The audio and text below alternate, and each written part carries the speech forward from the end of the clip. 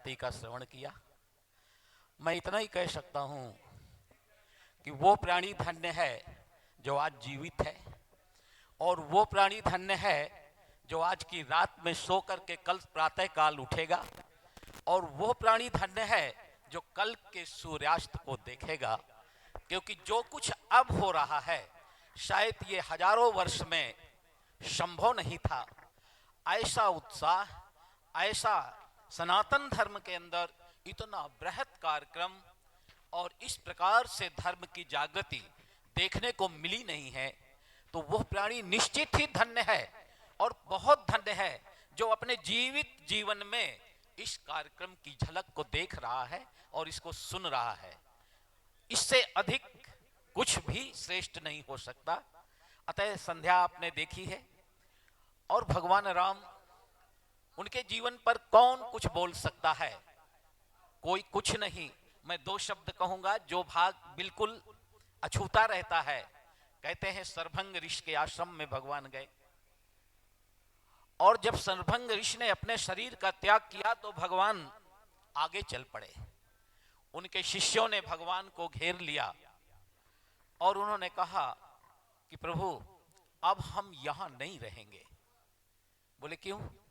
हम किसके सहारे रहेंगे? शरभंग ऋषि के कारण हमारे गुरु थे, हम यहाँ सुरक्षित थे, रक्षित थे, और हम जी लेते थे।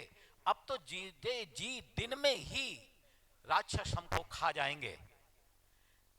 उन्होंने कहा ऐसा कैसे?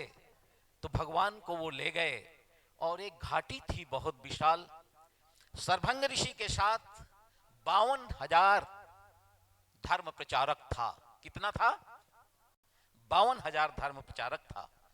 और जिस समय भगवान गए हैं उनमें से केवल 4,000 बचा था। शरभंग ऋषि बहुत बड़े दृष्टा थे। जब उनका कोई भी शिष्य मारा जाता, राक्षसों से खाया जाता, और उनकी अस्थियां प्राप्त होती, खोपड़ी प्राप्त होती, तो वो एक घाटी में सुरक्षित करते चले जाते थे।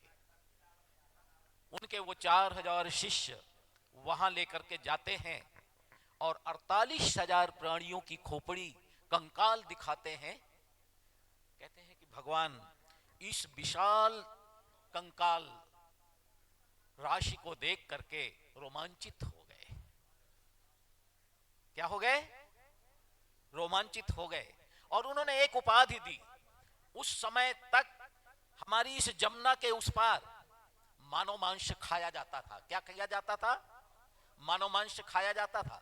जमुना के उस पार मथुरा में राम के काल पर यह मानव मांस खाने की सभ्यता थी। और भगवान ने जब देखा कि मानव का मांस खाया जाता है, वो उनको स्वीकार नहीं हुआ और प्रतिज्ञा की, निश्चरहीन करूं मैं। यह प्रतिज्ञा किसके लिए की उन्होंने? मानव मांस खाने वाले को उन्होंने क्या उपाधि दी?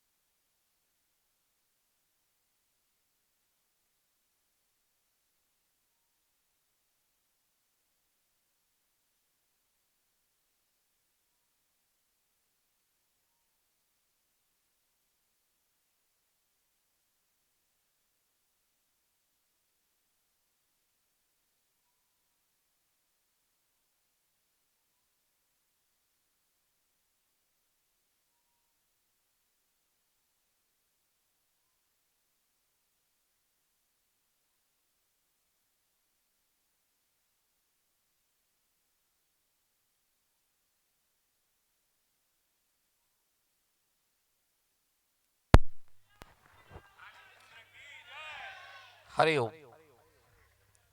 अतः भगवान राम की सबसे बड़ी उपलब्धि हमको जो मिली है, उन्होंने इस भूमि से मानव मांस खाने की सभ्यता का अंत किया है।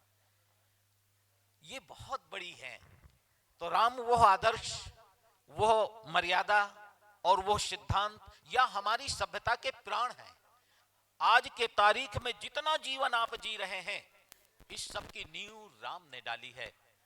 अतः आप धन्य हैं जो कल भगवान का इस प्रकार से कार्यक्रम देखेंगे, इस प्रकार से विराजते देखेंगे। आपसे श्रेष्ठ दूसरा कोई नहीं होगा। बहुत लोग बलिदान हुए, बहुत लोग आगे उत्पन्न होंगे, लेकिन आज आप हैं और कल होंगे, यह आपका सौभाग्य है। हरि ओम। बहुत बहुत धन्यवाद। श्रद्धेय स्वामी जी ने अपना आशीर्वचन प्रदान किया, अपने विचार साझा किए, और आरती के बीच में बस थोड़ा समय शेष है। मात्र